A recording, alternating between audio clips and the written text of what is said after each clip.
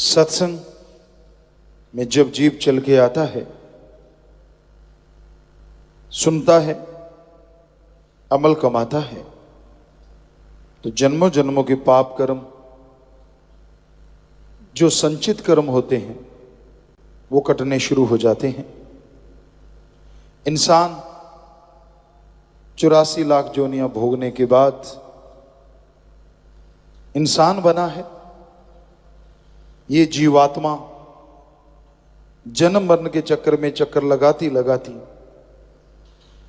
बिल्कुल आखिर में मनुष्य शरीर को हासिल करती है।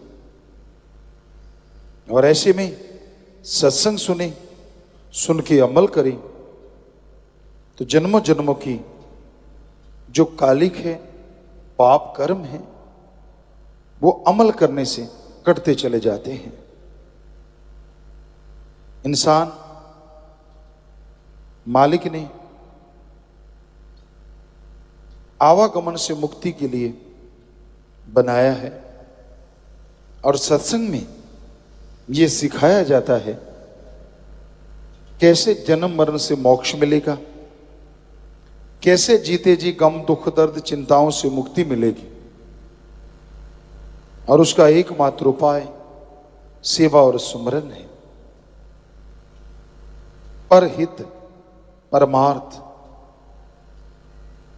के लिए जो आदमी, इंसान तन मन धन से सेवा करता है, दीन दुखियों की मदद करता है, भगवान वो अल्लाह, वो वाहिगुरु, वो राम, उसके जन्मों जन्मों के पहाड़ जैसे पाप कर्मों को कंकर में बदल देता है।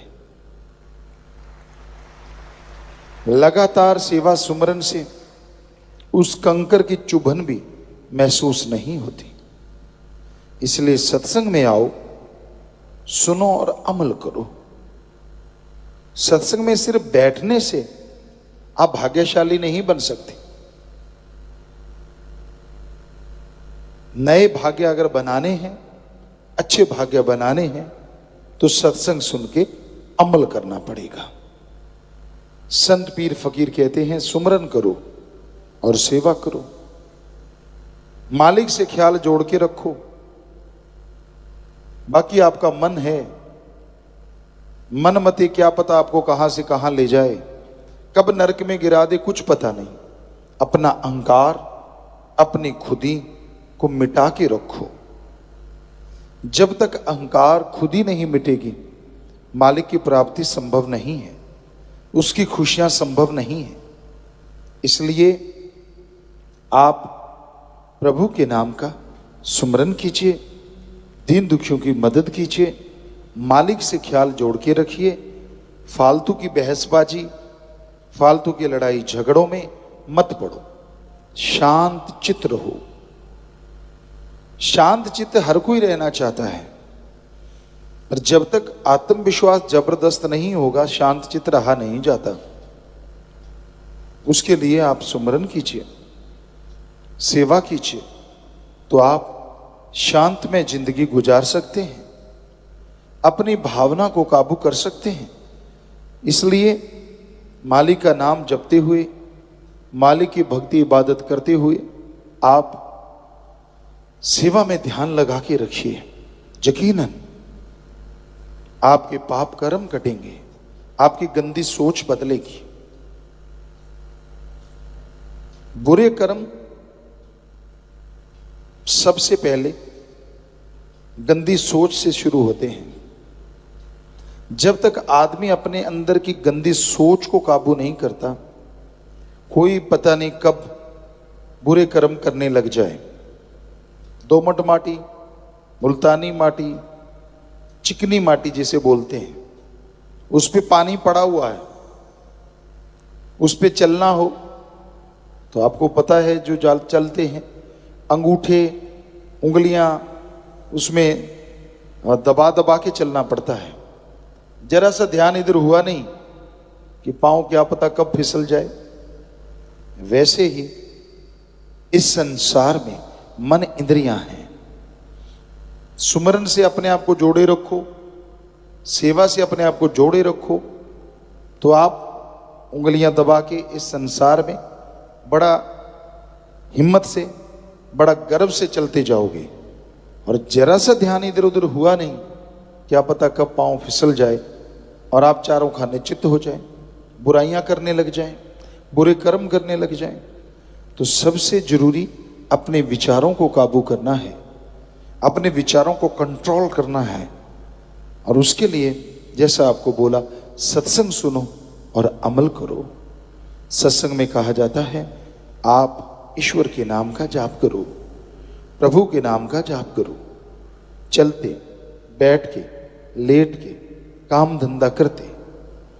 जैसे जैसे सुमरण करते जाएंगे, जैसे जैसे भक्ति करते जाएंगे, वैसे वैसे विचार काबू होते जाएंगे और आप मालिक की कृपा दृष्टि के काबिल बनते जाएंगे। तो मालिक की भक्ति इंसान को देती ही देती है, लेती कुछ नहीं, सब कुछ देती है, परमानंद, लज्जत, खुशियां। तो इसलिए भाई सेवा सुमरन में ध्यान लगाओ, मालिक से मालिक का नाम जपो, मालिक से मालिक को मांगो, और अपने अंदर की जितनी भी बुराइयां हैं उनके लिए टेंशन ना करो, सुमरन से छोड़ते जाओ। टेंशन करने से वो बुराइयां प्रबल होती हैं, रुकती नहीं, बढ़ती जाती हैं। आप सुमरण कीजिए, सेवा कीजिए, और जब भी ऐसे ख्याल आए नारा लगा के पानी पी लीजिए ज्यादा ही है तो आपके विचार तुरंत रुकेंगे। जब भी बुरे विचार हावी हों, लगातार थोड़ा सुमरण करते रहो, पानी पियो, नारा लगाओ, फिर सुमरण कर लो, यकीनन उन बुरे विचारों से छुटकारा हो जाएगा। अगर बुरे विचार आ भी जाते हैं, उस पर अमल ना करो। आपके अंदर आ गया उसका बुरा करना, उसका बुरा करना, उसका बुरा करना, विचार आ गए, कोई बात नहीं, बुरा करो ना, तो भी पाप कर्म से आप बच जाएंगे और सुमरण से वो जो सोचा है उसके पाप का भी नाश हो जाएगा। तो इसलिए भाई सेवा सिमरन में मन लगाते रहा करो, किसी तरफ ध्यान ना दो। वो राम जो करता था अच्छा किया, कर रहा है अच्छा कर रहा है, और आने वाले टाइम में जो करेगा अच्छा करेगा। वो कभी किसी का बुरा नहीं करता, कभी किसी का बुरा नहीं चाहता।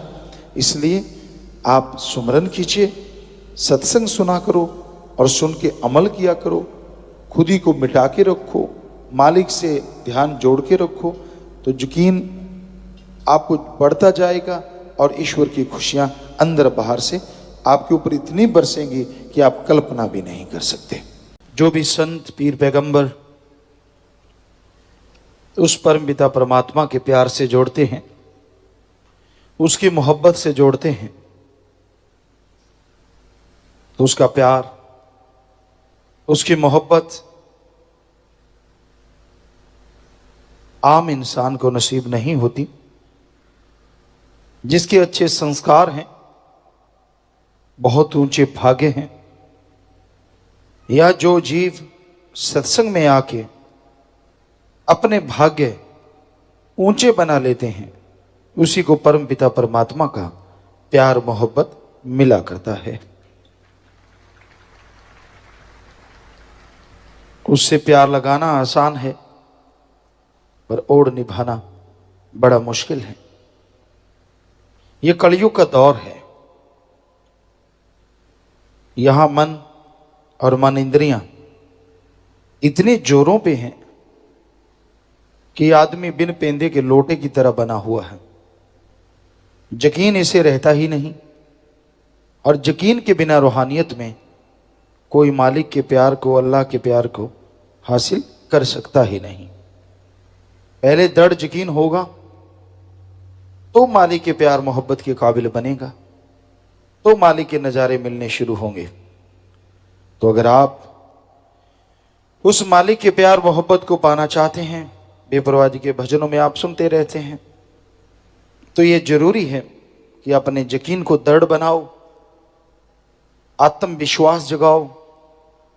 आत्मविश्वास, आत्म बल ही एकमात्र एक ऐसा रास्ता है जो इंसान को अल्लाह वाहिगुरु राम गौड़ खुदा रब से जोड़ता ही नहीं, बल्कि जीते जी परमानंद की प्राप्ति करवा देता है और मरणोपरांत मालिक की गोद में जा विराजता है। दृढ़ यकीन का लेवल कोई नाप नहीं सकता, संत पीर फकीर जानते हैं।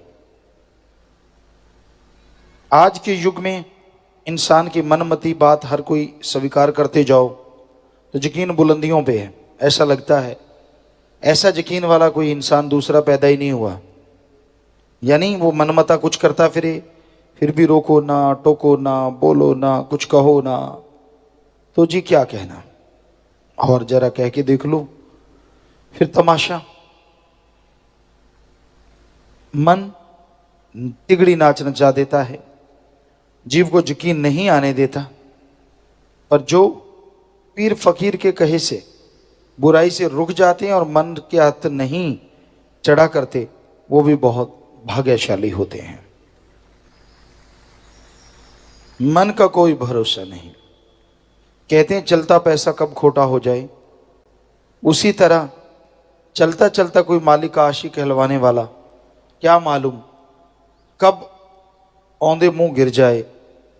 क्योंकि आशिक कहलवाना एक अलग बात है, आशिक बनना एक अलग बात है।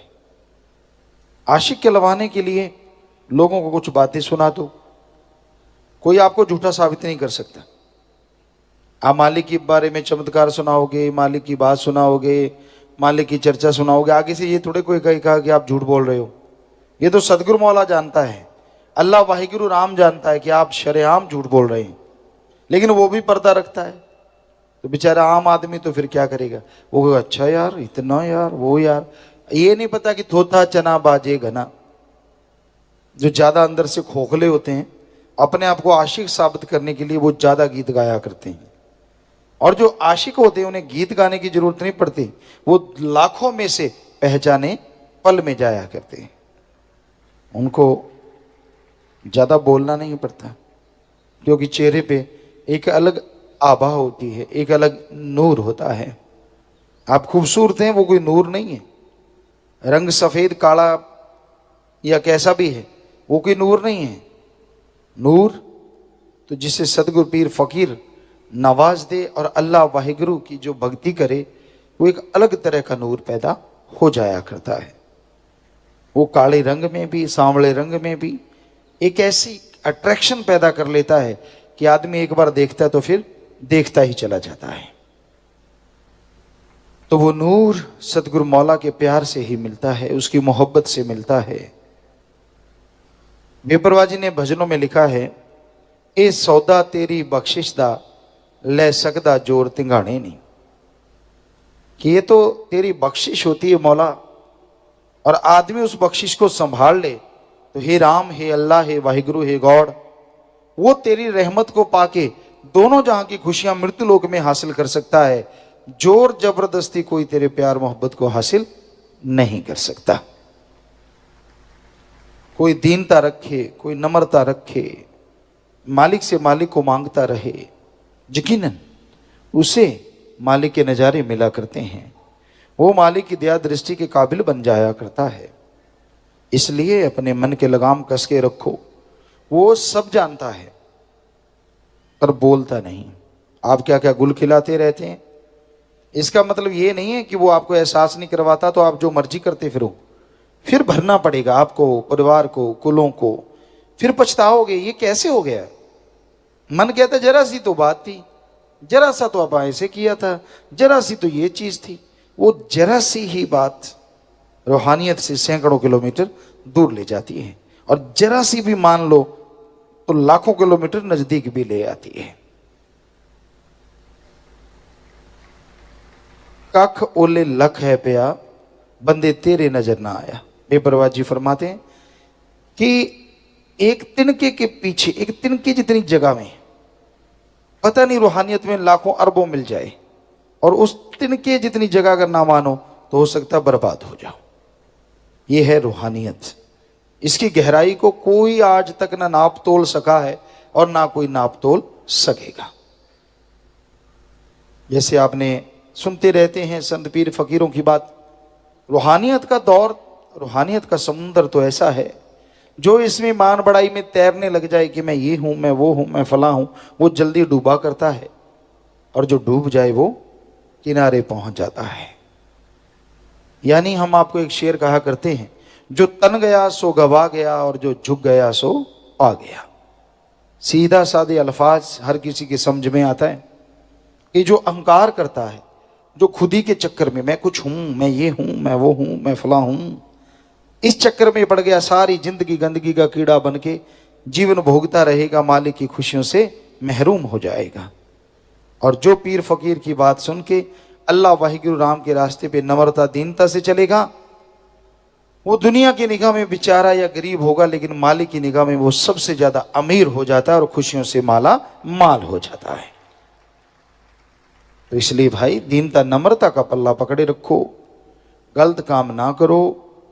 पीर फकीर रोकता नहीं, इसका मतलब ये नहीं है कि उसके मालूम नहीं, या अल्लाह वाहिगुरु राम जानता कुछ नहीं, वो इतना भोला भाला नहीं है। आपको सुनाया करते हैं एडा भोला खसम नहीं जो मकर चलित्र ना जाने, ये घर विच वही बस सकती जिहड़ी सब चतराइयां भुल जाए। अल्लाह वाहिगुरु राम को पल पल की खबर है, जर्रे जर्रे का मालूम है। आप चालाकी करते हैं, चतुराई करते हैं, मालिक से ठगियां मारते हैं, उससे पर्दा रखते हैं, उसको कहते हैं पता ही नहीं चला, चलेगा ही नहीं जब तक कोई बताएगा ही नहीं। तो जितने आप ये लक्षण करेंगे, जितने ये आप तरह तरह के चूज करते हैं मन के हाथों मजबूर होके, उतना ही मालिक से दूर होते चले जाते हैं। तो इसलिए दीनता नम्रता धारण करो, कर्म करो, अच्छे आत्मविश्वास को पैदा करो और आगे बढ़ते जाओ।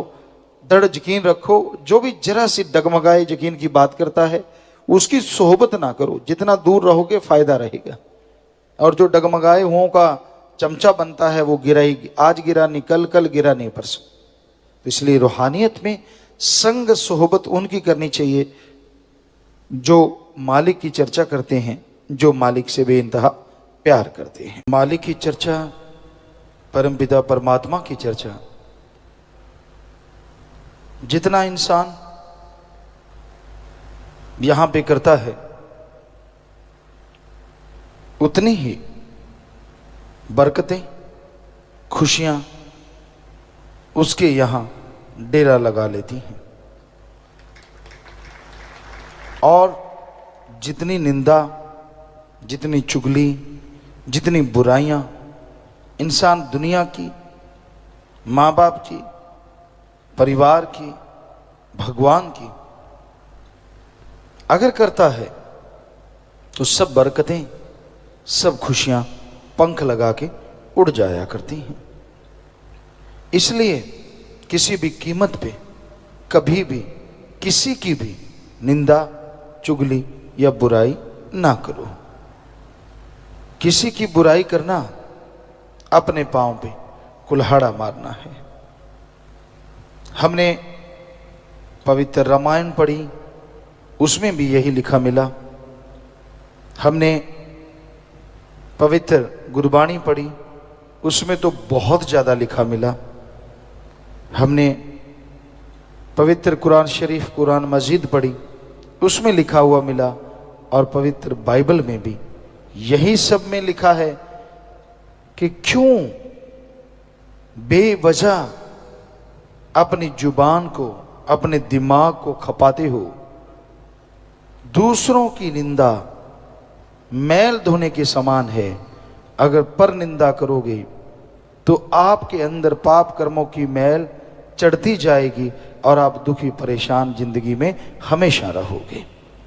जितना टाइम दूसरों की बुराई में लगाते हो, जितना टाइम दूसरों का बुरा देखने में लगाते हो, उससे कहीं आधा टाइम भी अपना भला और अल्लाह वाहिगुरु मालिक की चर्चा में लगा दो, यकीनन आपके जन्मों जन्मों के पाप कर्म पल में कट जाएं और मालिक की खुशियों से आप माला माल हो जाएं। इसलिए कभी किसी को बुरा ना कहो। अपनी बुराइयां हमने आज तक नहीं देखा किसी को गाते हुए। संत पीर फकीर को छोड़ दो, वो अलग बात है। संत मत तो ये कहता है, हम भी सहमत हैं, जितने संत पीर फकीर सब सहमत हैं। सब ते हम बुरे, हम तज भला सब कोई। कबीर जी ने लिखा, कबीरा सब ते हम बुरे, हम तज भला सब कोय, जिन ऐसा कर मानया मीत हमारा सोए। अपनी कमियां नजर क्यों नहीं आती? दूसरों की कमियां नजर कैसे आ जाती हैं? अपने गुण नजर आते हैं, दूसरों के गुण क्यों छुप जाते हैं? अपने अवगुण देखो ताकि आपके दिलो दिमाग से अवगुण चले जाएं। दूसरों के गुण देखो ताकि वो गुण आपके अंदर चले आए। हर इंसान में अवगुण भी हैं और गुण भी है। आप ध्यान दीजिए, अगर गुणों की तलाश में निकलोगे तो हर किसी में कोई ना कोई गुण जरूर मिल जाएगा। लेकिन आप तो दूसरों के अवगुणों का चक्कर पड़ा हुआ है। दूसरे में क्या कमी है, क्या क्या अवगुण हैं, कौन क्या बुराइयां करता है, आपका सारा ध्यान, सारा समय इसी चर्चा में चला जाता है। क्यों क्यों करते हैं आप ऐसा? क्यों नहीं दूसरों के गुणों की तरफ ध्यान देते? तो अपने अवगुणों को निकालो और दूसरों के गुणों को ग्रहण करो, तो आपके अंदर के गुण और प्रबल हो जाएंगे, आप गुणवान हो जाएंगे। समाज में, घर में, परिवार में बहुत इज्जत हासिल करेंगे और खुशियों से माला माल हो जाएंगे। संत पीर फकीर कभी किसी का बुरा नहीं करते। राम किसी को ना मारता, कभी किसी को नहीं कुछ कहता। राम, अल्लाह, वाहिगुरु, गॉड, खुदा। लोग उसको दोष जरूर देते हैं, मुझे बीमारी आई, मैंने तेरा क्या किया, मेरे को ये परेशानी आई, मैंने तेरा बुरा क्या किया, मेरे को ये तकलीफ आई, मैंने तेरा बुरा क्या किया। पर अपने आप मर जाते हैं कर कर खोटे काम। इंसान अपने कर्मों की वजह से गिरता है। जब भी गिरता है या दुख पाता है, परेशान होता है, मुश्किलें आती हैं, वो अपने कर्म, अपने संचित कर्म, ये वेद शास्त्र पवित्र ग्रंथों में फरमाया हुआ है कि उनकी वजह से परेशानियां आती हैं। क्या आपने उन परेशानियों को दूर करने के लिए कम से कम आधा पौना घंटा सुबह और इतना ही शाम सुमरन किया क्या? अगर किया है तो हम आपको गारंटी देते हैं, पाप कर्म पहाड़ में के कंकर में जरूर बदल जाएंगे। संचित कर्मों को खत्म करने के लिए सबसे जबरदस्त संजीवनी है ओम हरि अल्लाह वाहिगुरु का नाम जपना, और कोई तरीका नहीं। नाम जपने के साथ साथ अगर सेवा कर लो तो संचित कर्म, जो पहाड़ से कंकर बनना है, उस कंकर का भी पता नहीं चलेगा किधर चला गया, और संचित कर्म जल्दी कट जाएंगे। सेवा में ये ताकत है।